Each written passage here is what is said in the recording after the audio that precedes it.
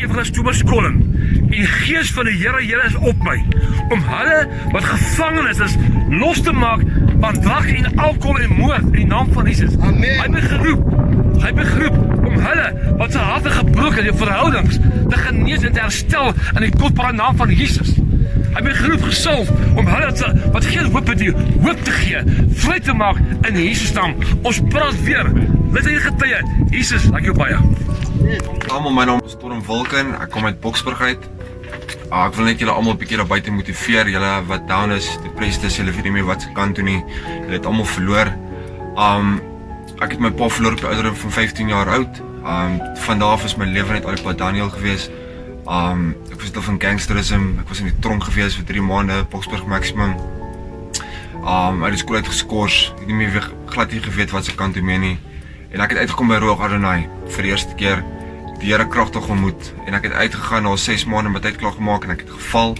En ek het weer teruggekom, weer uitgegaan, weer geval, weer teruggekom, weer uitgegaan en weer geval. So vir my was dit heavy, dit was baie, ek het nie geweet wat se kant toe nie.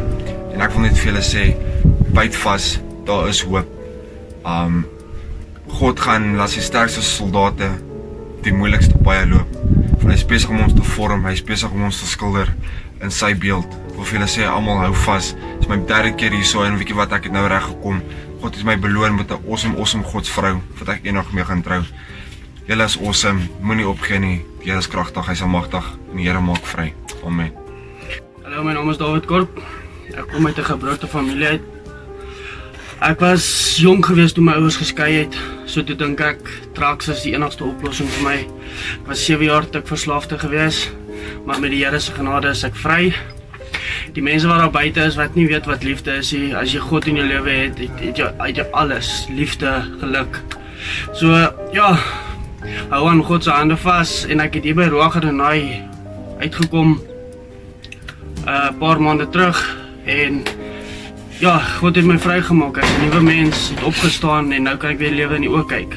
Hallo julle, ek is Gert Forshey, kom van Brakpan af, op straat gebly, kom uit 'n gebroke huis uit, my pa is 'n alkoholist gewees. Dwelms gebruik, alkohol gebruik, alles gebruik wat ek kon gebruik, het nie gehelp nie. Tot ek hier gekom het by Ruach Adonai, Pastoor Thomas Colin het my baie gehelp deur my te leer van die Here. Die Here het my vrygemaak van alles. Vandag is ek 'n Godskind en ek voel baie beter as wat ek gevoel het en ek kan net die Here dank daaraan. Die Here sê gaan net en maak disippels en ek weet dit is baie moeilik daar buite, maar ons probeer. So ja,